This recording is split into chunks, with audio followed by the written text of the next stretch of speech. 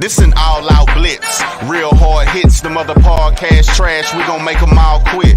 We cover all the topics with intelligence and logic.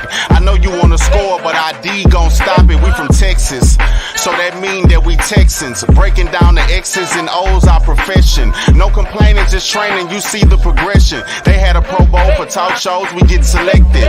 We gon' celebrate every win like a birthday. Ray J with the news, first with all the updates. Spin move on the competition, yeah, we juking them. You not really in touch if you not tuning in.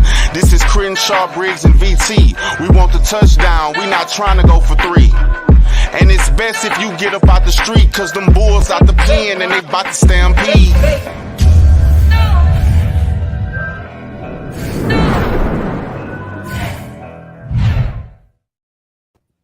Hey everyone, welcome to the Texans Fan Battle podcast. As always, I'm your host tonight, Matthew Briggs. Let me introduce you to our amazing trio before we get to our special guest. Of course, he's not here right now because he likes to be a diva, but we got Mr. Fifth Ward Crenshaw. He's late. He'll jump in later. And then with me right now, as always, live, we got my little big brother, BT.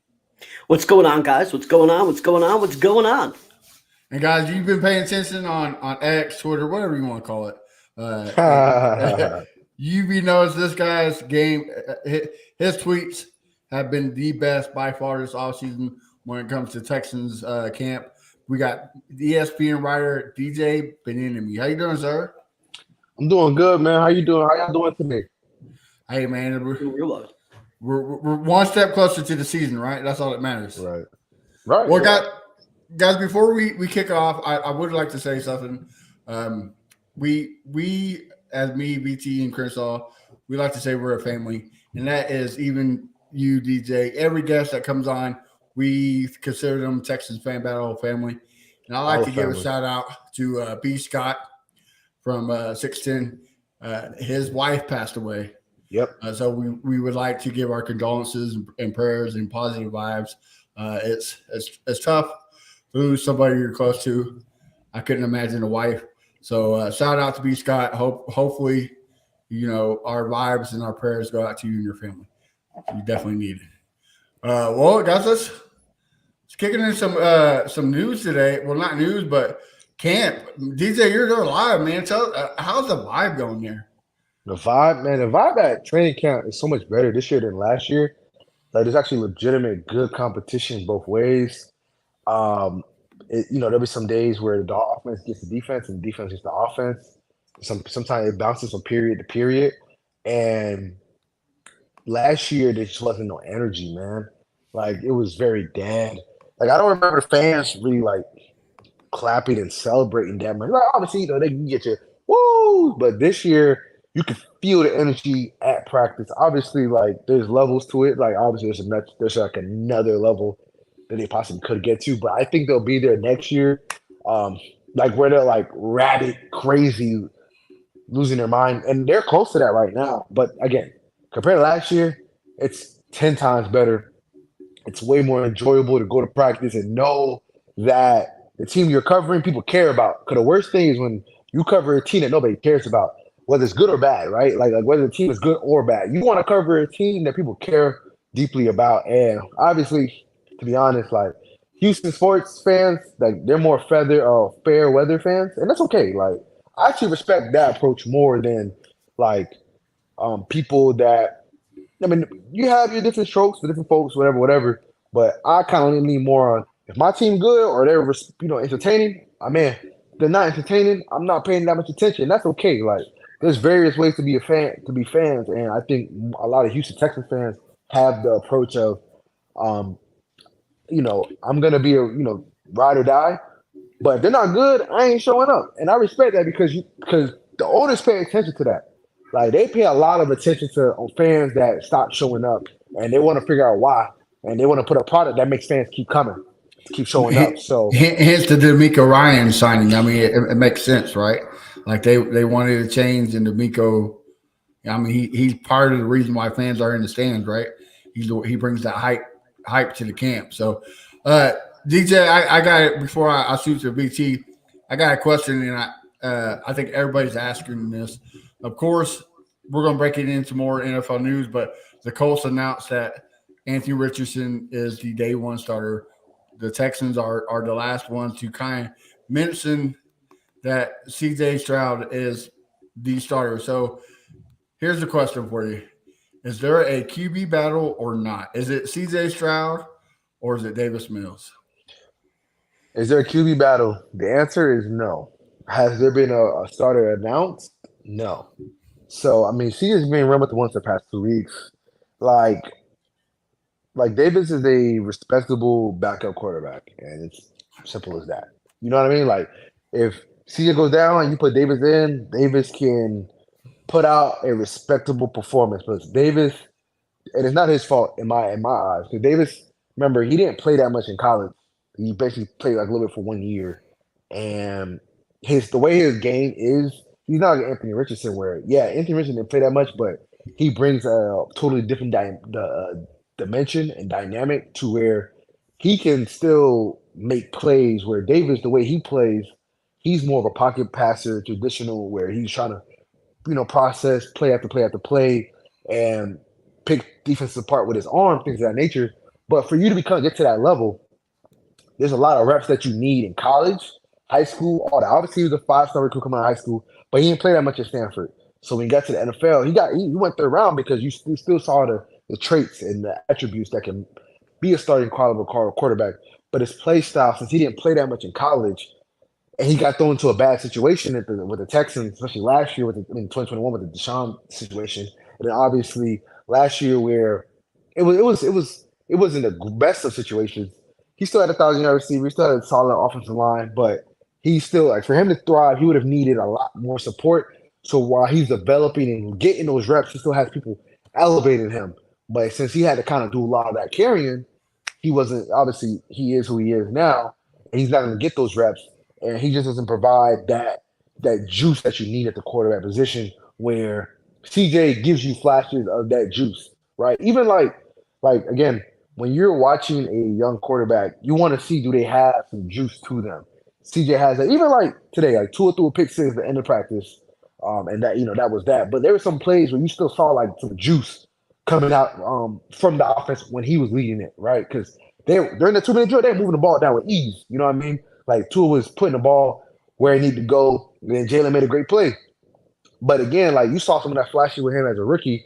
His second start against the Arizona Cardinals, where he let it come back against Kyler Murray. And again, you saw some flashes of like, okay, there's some juice there. And you did see some of that with Davis, but he wasn't able to build on that in 2022 and 2023. Like he's just a guy, and that's okay. Like I think Davis can have a 10-year career. I think Davis can have a 10 career, solid backup, da. But franchise guy, like that ship has sailed, right? Like the Texans have showed you that ship has sailed because he didn't get reps with the ones anymore. So is it a quarterback competition? No. But have they announced it started? No. But it's only a matter of time. All right. BT, I know you had a question for Mr. DJ. What's your question? Yeah, I have a few, but the first one I got to ask is about the line. Okay. There's a lot of fans that have gone to camp and are asking questions about Kenyon Green. So apparently he did look good to me in a few clips that I saw, but some fans are saying that he's getting rotated out with Patterson and that he's not doing all the one-on-ones reps. Can you talk about what you're seeing with Kenyon Green and if we need to be worried about him, or does he look solid?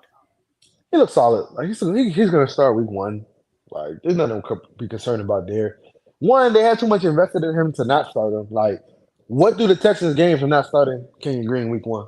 They don't gain anything from not starting him week 1. Because again, you invested a first-round pick in him in 2022. So you have to see what you have in him. You know what I'm saying?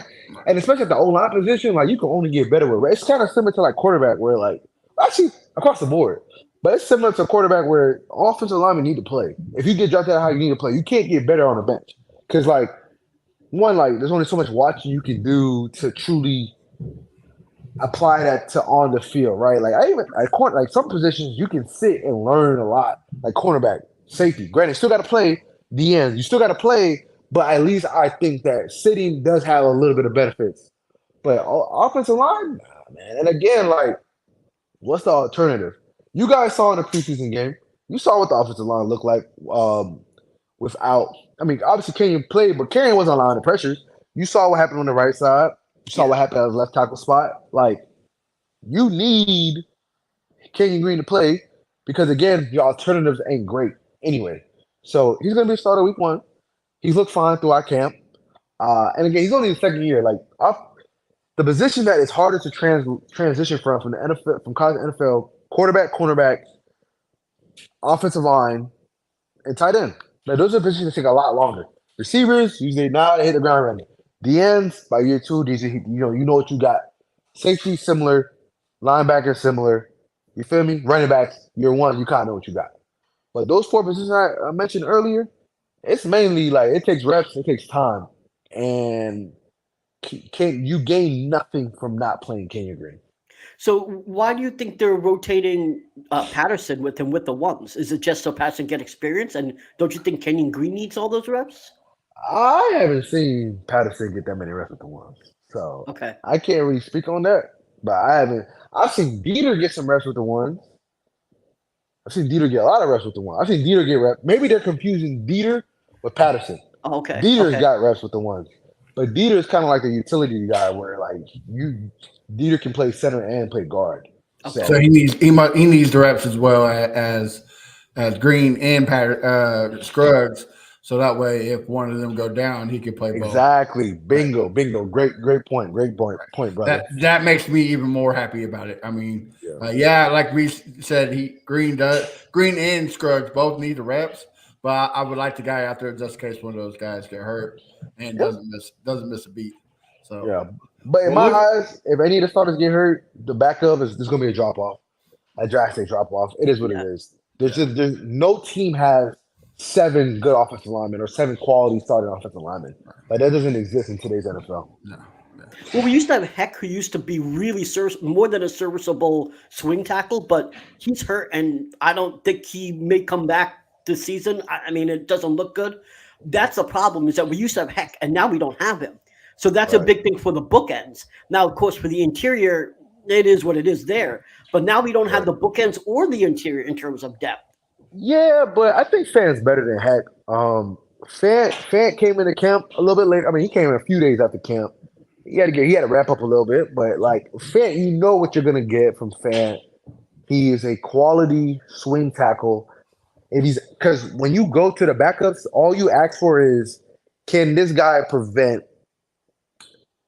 plays completely getting blown up, right? Because is he going to drive guys off the ball? No. Is he going to shut down the best left tackle? I mean, better edge rushers? No. That's why you have tight ends to help chip, things of that nature. You got running backs to slide to the side to help.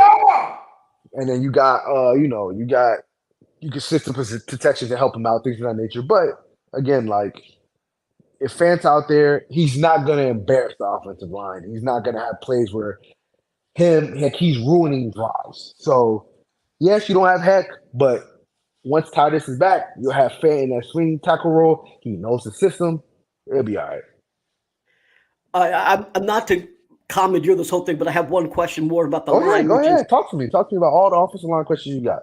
All right. So Deculus is not on the depth chart, right? So what do you think the O-line looks like on preseason? I don't think Tunsil takes any snaps, right? So, like, what are we looking at for preseason game? Not just practice, but on Saturday. How does our line look? Oh, that's a good question. It depends if Shaq plays. I know Tunsil probably won't play. There's no point. Like, Tunsil is arguably the best left tackle in the game. No need to play him.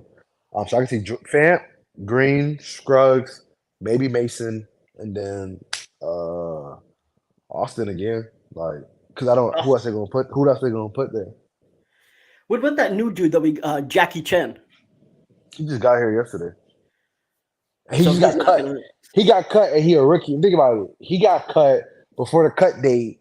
He's a rookie from a D2 school, and he got cut again 3 weeks into camp. He got cut. So like you put him out like hit.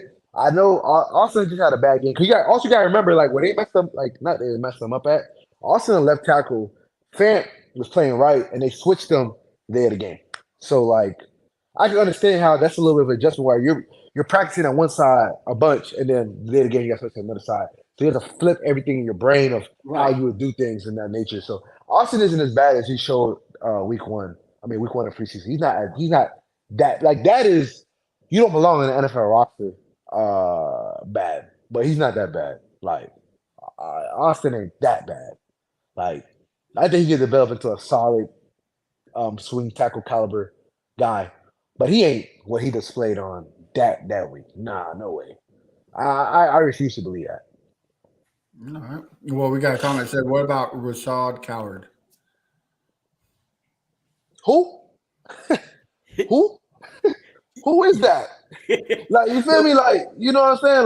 Like, oh, I don't know who that is. Not because I'm not paying attention, but like I pay attention to guys that I know will make that can impact. Matter. Right. Yeah, I don't know who that is.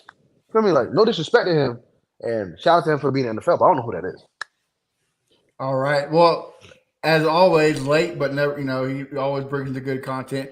Mr. Crenshaw, about time you show up.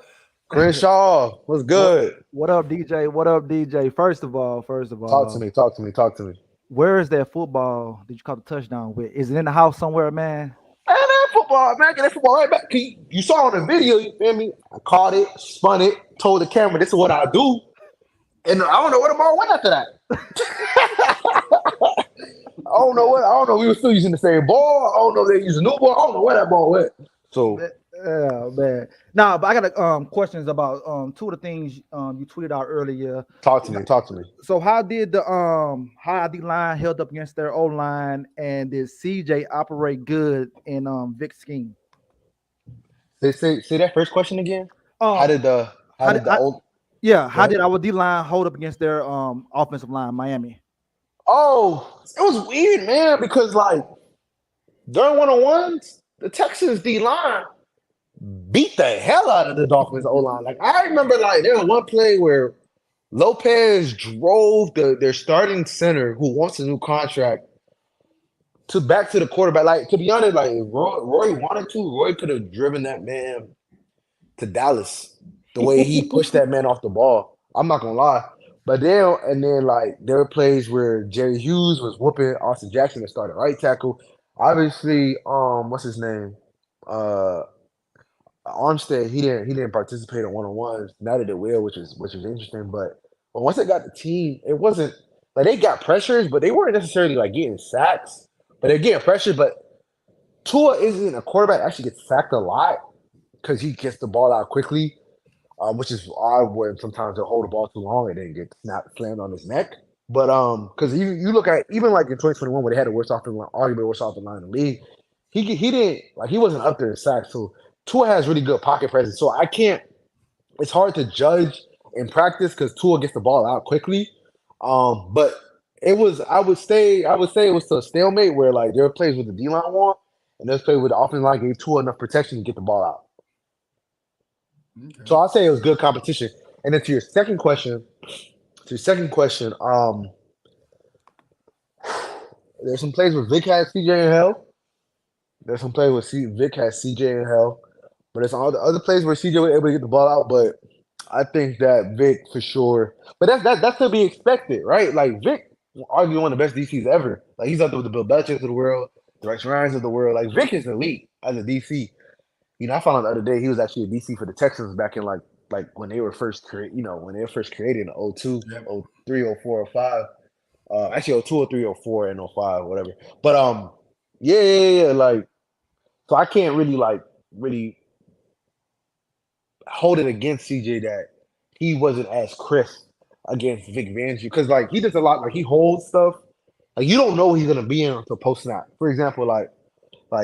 Well, I know how he really has a lot of success against rookie quarterbacks. He's almost in that Bill Belichick sphere. Bill Belichick is just different against rookie quarterbacks. It doesn't make any sense. But, like, Tua's rookie year, Tua started out really well, right?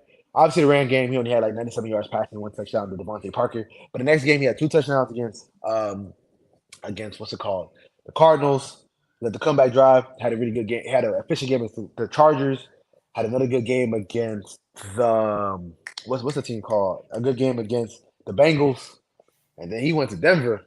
They sacked that man 6 times. You feel me? They sacked him 6 times. He threw for under 100 yards. And he got benched. You know, Ryan Patrick came in. So I expected CJ to have moments where he was patting the ball, not really sure where to go. There's some plays where he had he got sacked. In between the 20s, it was a little tricky. But in the red zone, he was actually pretty efficient. Like he threw some touchdowns to Tank, had some scrambles, created off script. So I would say based off of what I saw from CJ as a rookie quarterback, great on a rookie scale, I was pleased. Now, obviously, it was a game.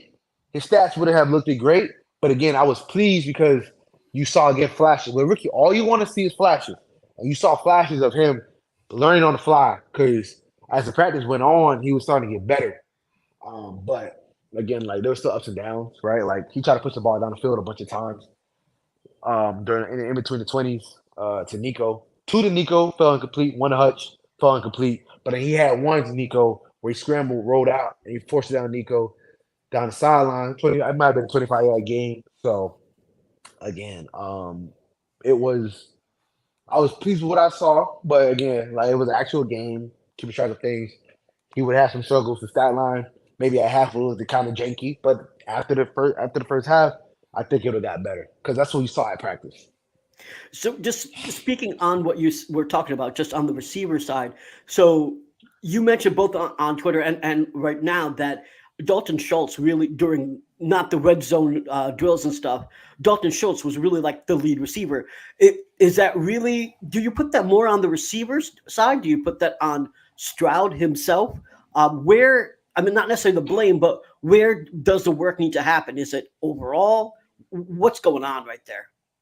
Oh, with the receivers, so I think so. It's a combination of since they don't have a solidified number one guy, it could just be a rotation of guys each day. Where like you'll see Tank make a bunch of plays, or you'll see Robert make some plays, or you'll see Noah make some plays, or you might see Nico make some plays. But for the tight end spot, like your tight end, it can be your quarterback's, especially your young quarterback's best friend, security blanket, right? Like you can see. It's a lot easier to like, okay, he can run like a hook route or a curl route right in CJ's vision, and he can get it right to him.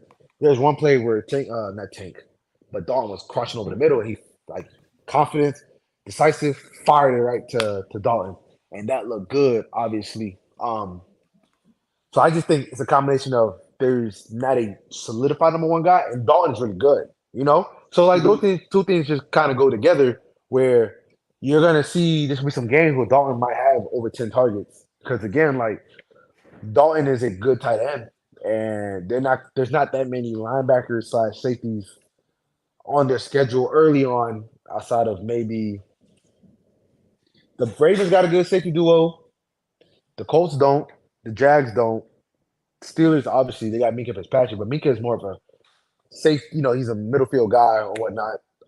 And he obviously, the Ravens have a good linebacking core. The Jags, it's whatever. The Colts, you got Shaquille, but I don't really suspect you're gonna see Shaquille matched up on Dalton a bunch. So my point, I don't want to get off track, is Dalton's gonna have a lot of opportunity, especially early in the year, and that's gonna open up things for everybody else. Okay. So this is a question I ask weekly to the guests just to piss VT off. Who has been better in camp, Steven Nelson or Derek Stingley? It's even. Yeah, it's even. Okay. Stingley look good. Steve look good, man. Like, hey, I'm glad they didn't cut him. I know a lot of people wanted Steven Nelson cut. He was acting kind of crazy on social media, but there's a reason why they didn't cut him. There's a reason why they did not cut him because they knew he's a good football player. That's why they didn't cut him, and they knew if they wanted their secondary to be as good as it could be in 2023, they needed Steve, and that's why they didn't cut him. If they would have cut Steve would have got picked up by somebody quickly. Because again, like you can never have too many cornerbacks, and you can never have too many good offensive linemen. You can obviously never have enough defensive linemen, but it's hard to find good offensive linemen, good defensive linemen, good cornerbacks. And Steve has looked really good at times. I think he probably has the most interceptions for the entire secondary throughout camp. He has the most, without question. I believe he caught one the other day. I think he has 3. Stingley has 1. Petrie, if you include today, might have 2. Jimmy might have 1. Tyvier has 1. Desmond has 0. He might have 1, but I think he has 0 throughout camp. So Steve has got his hands on the ball, create turnovers, got PBUs.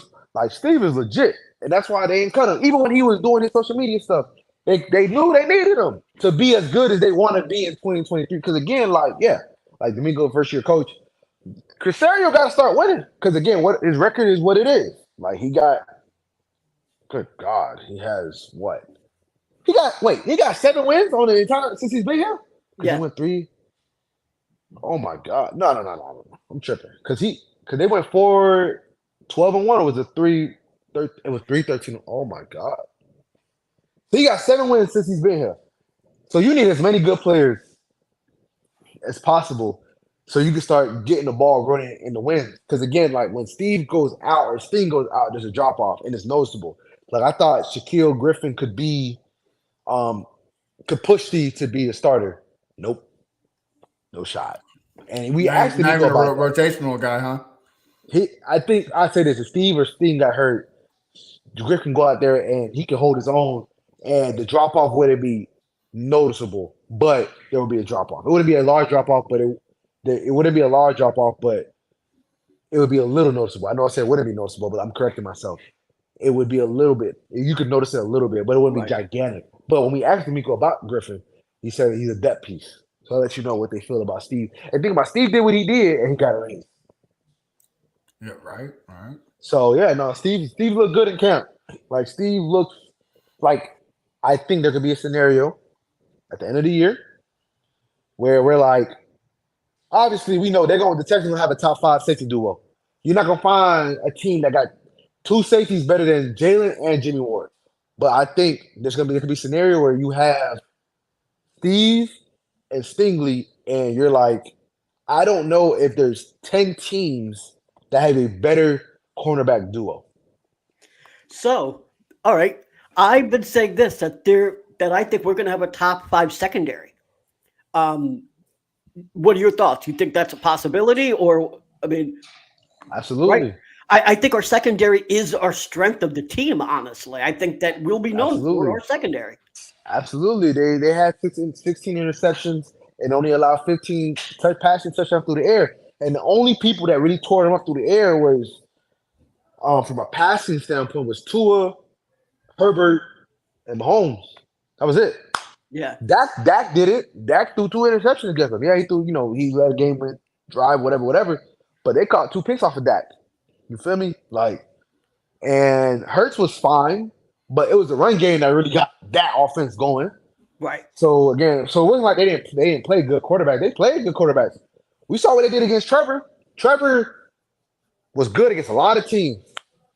He had 0 touchdown passes and 2 interceptions against the Texans last year. So again, like they played good quarterbacks. Obviously, like they didn't play a bunch of good quarterbacks, but they played a good amount of quarterbacks to be able to have a definitive take of what the secondary looked like. And the secondary was a strength. So again, like I can see them be a top 5 unit without question. But I'll say this though, they wouldn't have been top. They couldn't be a top 5 unit if they didn't keep Stingley. I'm not Stingley. They didn't keep Steven Nelson. Yeah. So if they would have got rid of him, there's no shot they could have been a top 10 secondary or top 5 secondary. For sure, not top 5, and top 10 would have been pushing it. Fair enough. Can we just take away his Twitter account and just have him play ball? I mean, that's all we need him to do. Just stop fucking tweeting. Why should we take away Steven Nelson's Twitter account? Talk to me. He's still tweeting. He's still tweeting all. I mean, like, did you see what he's tweeting out today? But what if he's going through something in his life and he's like, all right, I'm just tweeting this out, getting this out, and going from there. Well, what if it has nothing to do with football? Get a journal. What if we'll get off that topic because it obviously doesn't matter. Yeah. Steven Nelson, if you're watching, get a daily journal, write it down, stop tweeting. What if he does have a daily journal and he just wants to tweet a couple things? Stop. Because he still be saying like, God got me though. Yeah. I mean, it's true. God still got some, right? After he said God was pointless, like he was like, I mean, like, what the fuck are you saying? But I know we only got you for a little more time, so before we let you go, y'all give him 10 more. Matt, you want to just do the preview for the Dolphins game since we've got the Miami dude right here? Yeah, let's do it. Hit the bumper. All right. Is that me? Oh yeah. Hold on. This is Crenshaw, Briggs, and VT. We want the touchdown. We not trying to go for 3.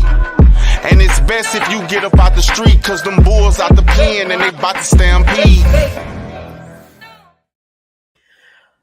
All right. So let's talk about this preview. So the first question everyone wants to know: how much is CJ going to play? What do you think? And that's to you, DJ. Probably I would say at the bare minimum four series. Yeah, 4 series. CJ got to play. Like I hope D'Amico understand that CJ has to play. Like CJ, you can't treat CJ like he a vet. Like CJ's still a rookie. You know what I mean? Like I would have liked if they would have let him get one more series that first week, but you know that O-line might have got him killed. So maybe maybe it makes sense to go 2 series. But yeah, hopefully they can get him 4 and go from there. Okay. Well, now that they're. I know it's preseason, so it really doesn't matter. But they're playing your favorite team. Do you think that the number ones are going to have a great game, or do you think it's going to be evenly matched? So I don't think Miami gonna play a lot of day ones. I think Tyreek will probably not gonna play this game because last year he didn't play. He didn't play in the second preseason game. He played in the third. He played 1 series, caught that deep pass from Tua. That everybody wanted to overanalyze because everybody a quarterback. And then that was that. Xavier Howard didn't play that much. I don't think Xavier gonna play that much because you gotta remember Dolphins.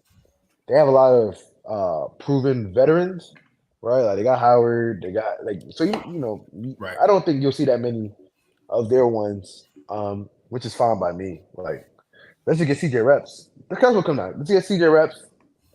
Let's get CJ reps.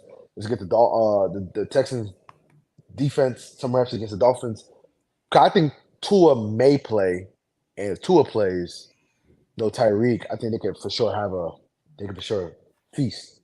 Because I don't think Armstead ain't gonna play either. So yeah, they're gonna have Tua out there with the second team offense. So, but I mean, again, it's all about building confidence and getting good reps and stacking good plays on top of good plays so you can carry that confidence into week 1. I know y'all remember the Texans had a really good preseason last year. You saw they jumped out on the Colts 20-3, and then they pissed it down their leg, and that was that.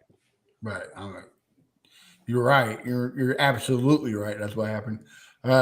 So David Pierce didn't play, of course, last week. Do you think he'll have any reps this week, or they're sitting in the hole? Okay. I think there's some reps this week for sure. Yeah. All right. Crenshaw, you got a question for the Dolphins fan?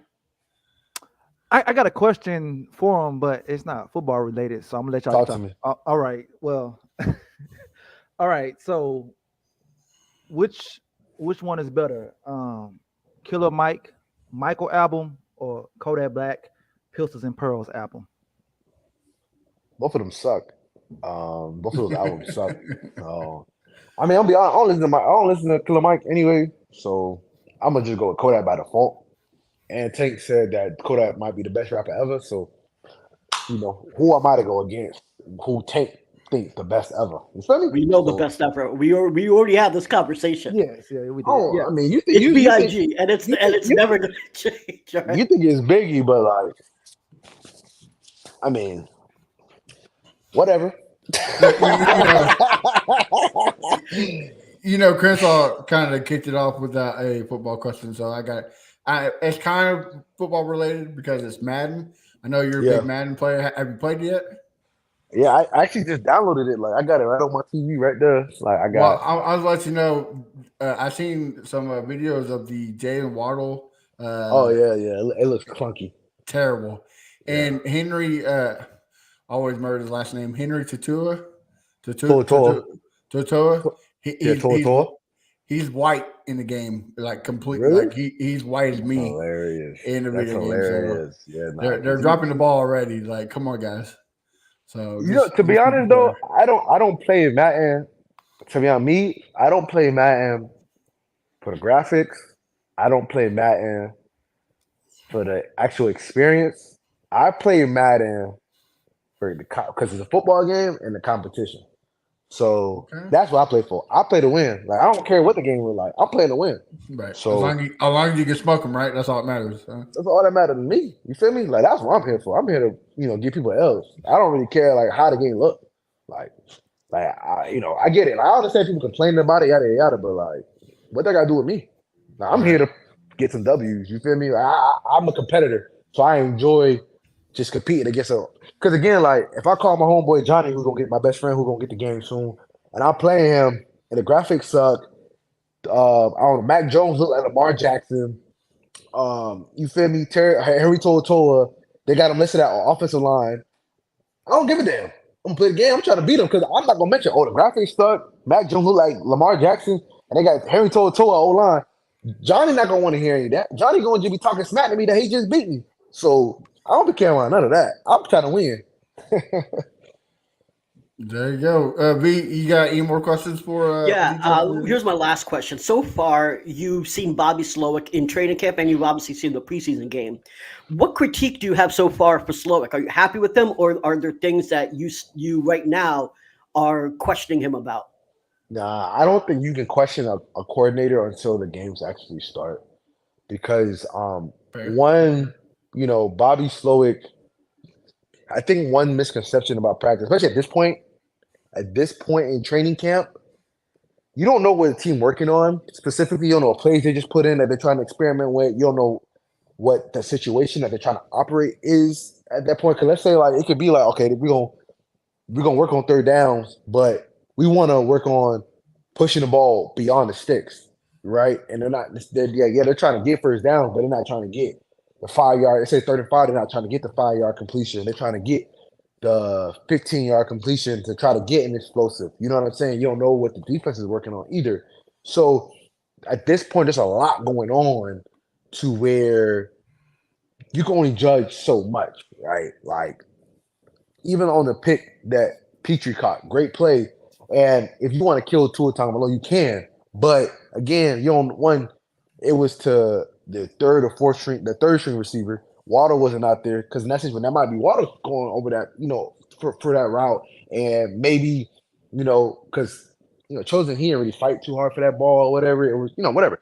But again, like, you don't know if it's miscommunication, things of that nature. There's so much lack of context and nuance that happens in practice that you can't pick up on because one, players and coaches, you can't talk to them that much after practice. You can get them pressures, yada yada. But again, like some players might not even know themselves because like they gotta go rewatch film. So and then again, so they can discuss the nuance and concepts, and again that we're not going to get.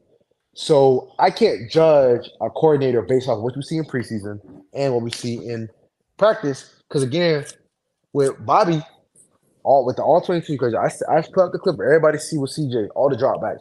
How many plays? And I want you guys to answer this. I know you guys will watch that because you guys are diehards. You guys pay attention to all this. You guys do great work. How many plays when you watch all CJ dropbacks where it was mirror routes? Almost every single one was mirror route. Am I right or am I correct? Am I right or am I correct? You're correct. I mean, there's maybe about one or two that's not, but yeah, you're right. I mean, Yeah. I mean, like on the first play, right? It was basically a stick concept, right? You got the tight end running like where he's running like an option route, and you got Nico running an out route, and you got the same thing on the other side, right? Mm-hmm. So CJ got to pick a side and go, right? And then same way, even on this interception, only difference was you had, I think that was Metch, you had him running an over route. But again, you had Tank and you had Nico both running it was basically like a corner curl. That's what I call it. But I call it, for the sake of discussion, a corner route. I mean, not a corner route, but a curl route. Both of them running that. And then the play with CJ got sacked, where they're both running post curls. You had Tank running post curl. You had Nico running post curl. So you basically got to pick one guy, pick a side, and go there. So again, like, I can't judge that much. Because again, offense coordinators, Bobby has never called plays before. So he's going to be able to throw everybody off for the first 4 weeks because they're not going to have any tendencies on Bobby. So it's smart for him to not show much, especially if there's fans at practice. There's more reason to not show much. The fans be recording stuff, and that's okay. There's nothing wrong with that. But scouts and teams, they search Twitter to see what's out there. That's why I'll get a random like team from like whoever that may face the Texans that follow me randomly, like a personnel person follow me randomly just to see what I'm tweeting, to see if maybe I'm tweeting about this specific player, that specific player, or this play concept, so they can now tell that to their coaches and add that to their database. So that's why I can't judge too much off of practice with OCs, and same with in practice and in preseason, because again, you don't know what they're working on, and again in preseason game, you're not trying to get on too much, especially with Bobby, who's never called plays before. So you want to catch everybody off guard. That's a fucking great answer, gotta say. Like, yeah. So I appreciate that. We know you're short for time, so just a real quick question. The Fan Battle Sports Network was founded by Fan Battle Chatter. We have a group called the AFC South Fan Battle. We're Titans fans, Colts, Jacks, and they all believe one thing. And I want you to tell them why they're wrong. But they believe that CJ Stroud is a bust after one preseason game. Tell me why they are wrong, DJ. They're wrong because he hasn't even played a game yet. NFL actual regular season game that counts. So like, all right, for example, like, okay, he showed up in a preseason game. You know who looked really, really good in preseason? That's no longer a starter now. He was in the 2021 class. I think you guys can guess. Gardner Minshew. No, Zach Wilson. That's a 2021 class. Oh, shit. Zach Wilson. He looked really good because the second game, I think the second preseason game, he threw 2 touchdowns against the Green Bay Packers. And he was doing the off-script stuff, throwing that thing, and Corey Davis making things happen. And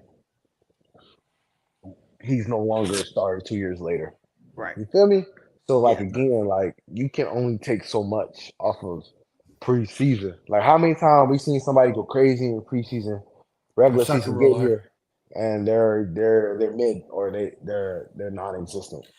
Well, I keep trying to tell them that's where I want my rookie quarterback throwing interceptions is the preseason.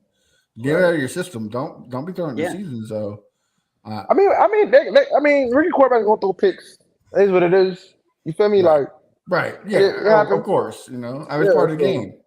It's part of the game. It's going to happen, but to say it's a bust after a preseason game, is stupid and idiotic. After 4 fucking pass attempts, it's so ridiculous. Hey, but it's fan banter, and you got to understand that's what happens when you take a quarterback that hot from a school like he came from that has a big fan base. He's a big name.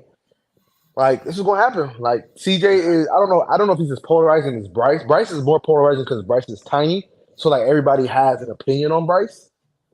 But CJ came from Ohio State. So, he's going to be polarized because he came from Ohio State and they haven't produced a Pro Bowl quarterback yet.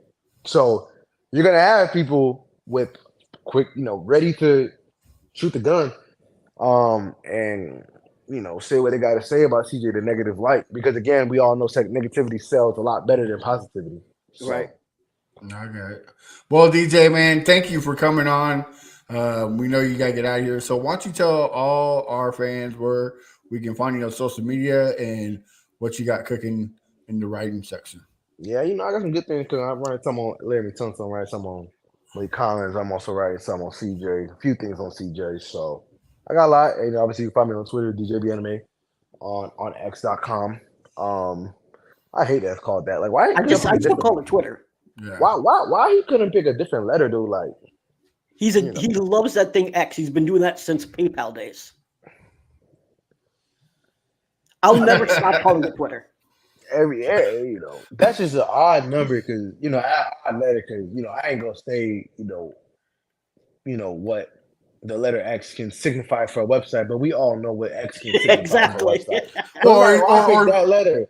Or you'd be like, yeah, you can find me on X, and be like, ecstasy. Like, why are you on ecstasy? That's such a weird letter to go with, but yeah. But all right, man, thanks again. We gotta get you on after the season starts. So for sure, I got y'all. So you can tell everybody that we're right and that CJ wasn't a bust. So yeah, absolutely. So I got y'all. All right, bro. All right, appreciate it, man. Thanks, No DJ. problem. Do you guys want to move into NFL news real quick? I was great minds think alike because I was already on it.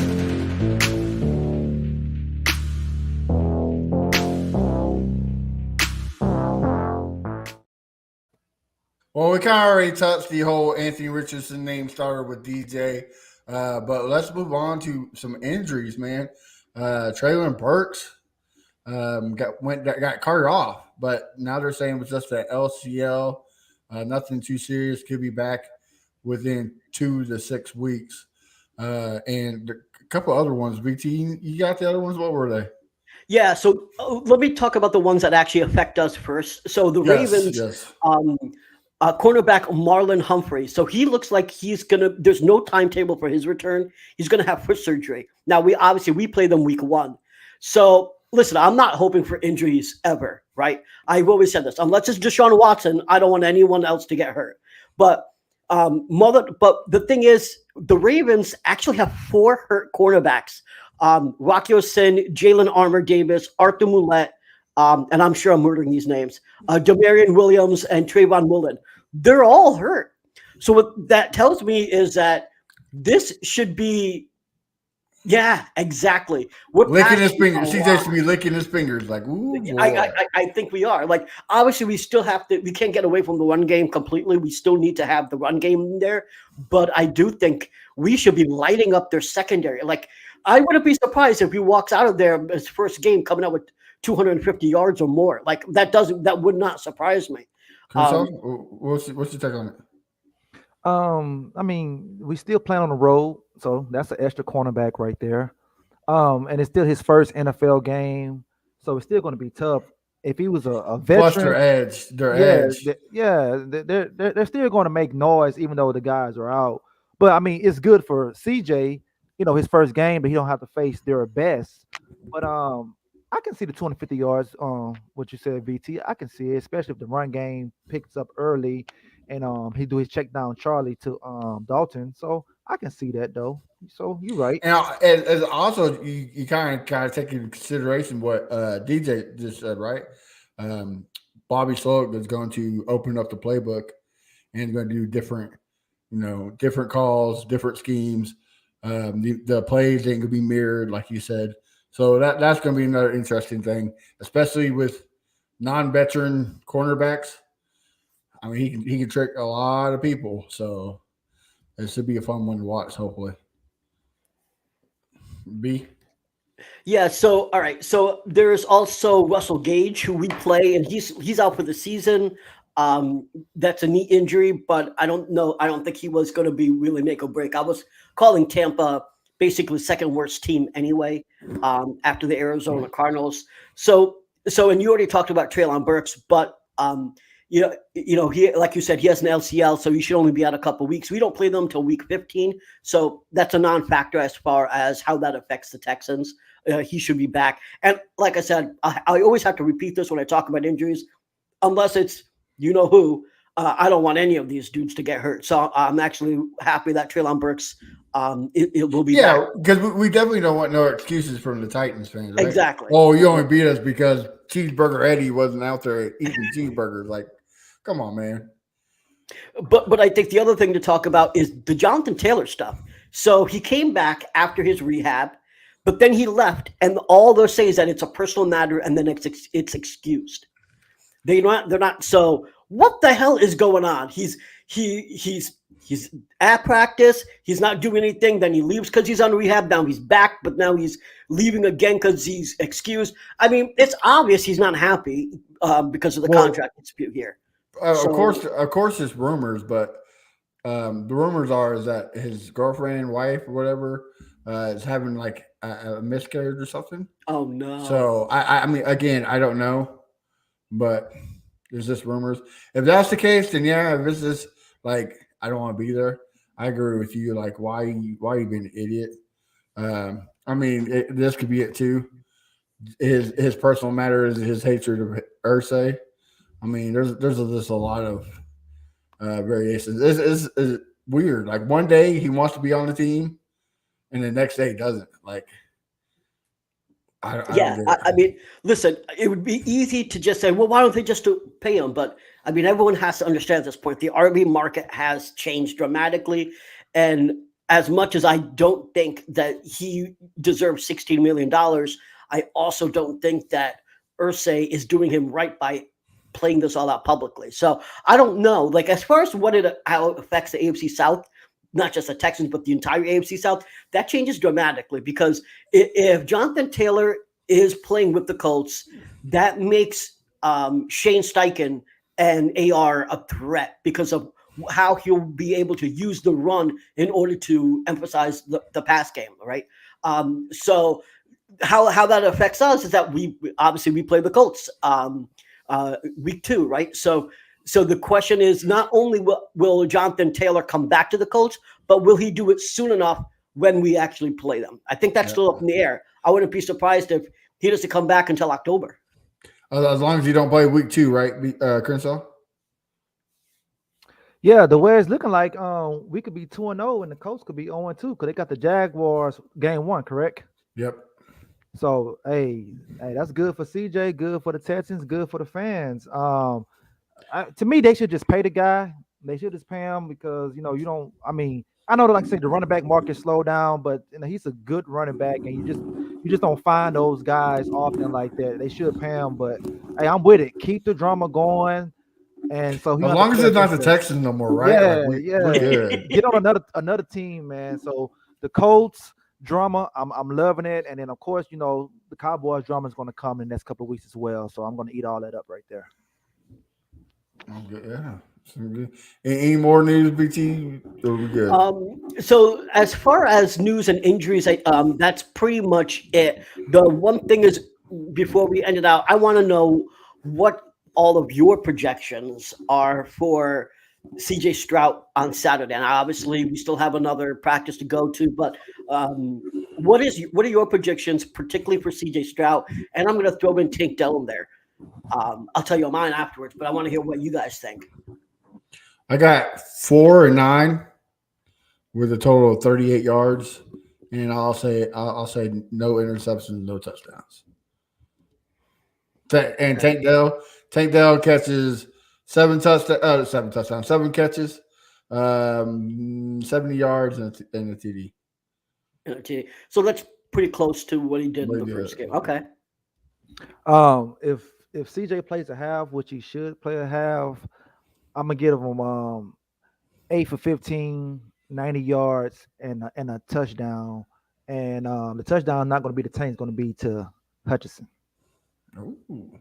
I feel like he's going to get more playing time this game because he's been showing flashes in the camp and everything, and he's actually, to me personally, he's been playing better than Nico Collins. But since Nico's the vet, they're going to play him more. But I think Hudson should get the same amount of reps as Nico Collins in the game. That's just my opinion. Okay, BT. So I think you're close on the CJ prediction. I think that he'll have roughly, like, say, 10 pass attempts or so. Nothing crazy, but I think that he'll have like 6 completions. I think he's learned. Honestly, I think we're seeing him learn from his mistakes. I think one of the biggest things is that he second guesses himself. And I think that he's learning to realize that, we saw it in practice today, that when there was no one open, he just took off. So I do think that he's going to take off when there's no one open. And I don't think he's going to second guess it and hold on. When we saw the interception against the Patriots, he pump fake and then threw right to him, right? You can't do that. And that's the second guessing. If he had thrown it hard the first time, he actually could have made it, and not get intercepted by that safety. So I think that he's going to make better decisions. So I don't think he's going to throw an interception. I think he's going to be really careful with the football this time. But I don't see a lot of yards because I don't see them putting him out there for so long without the first team O-line out there.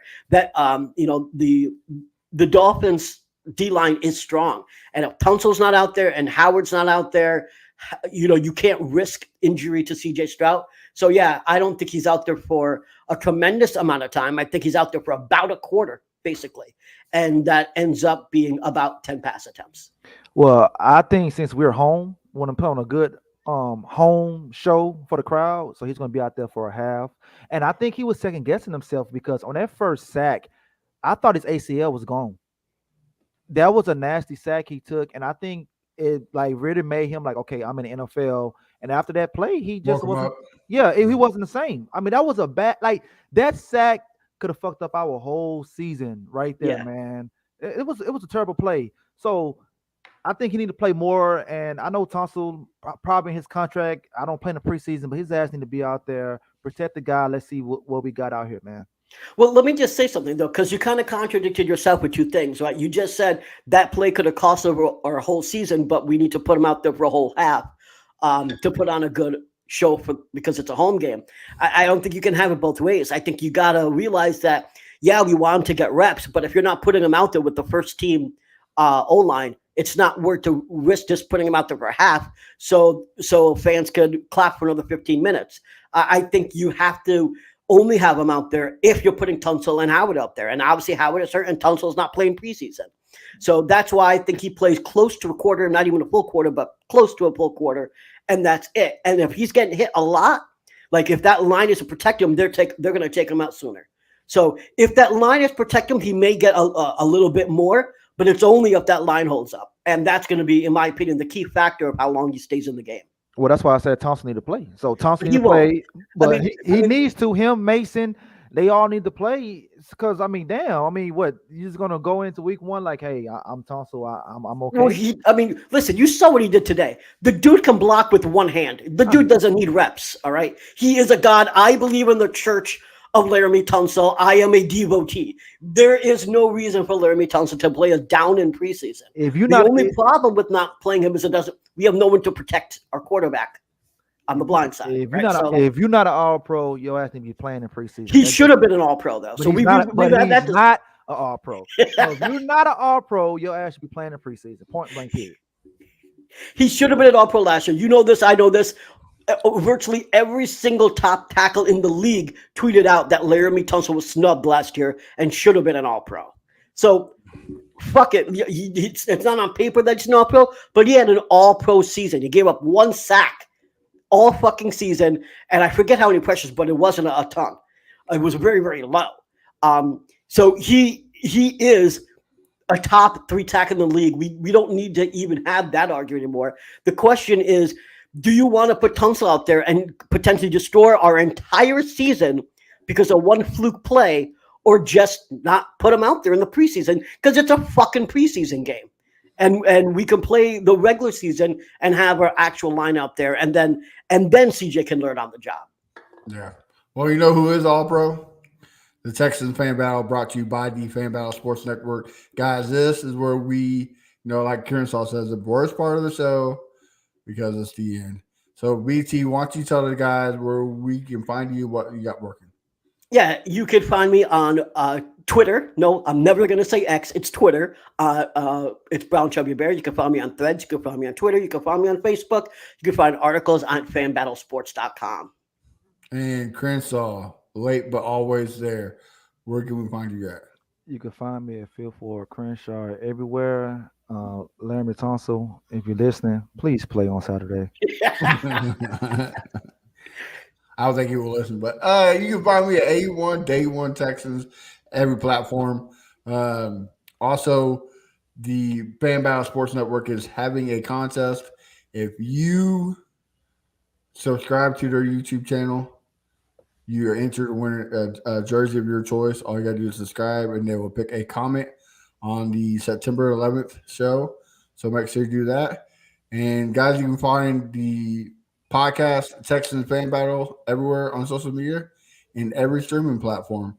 So until then, guys, enjoy the preseason game, and we'll see you next week.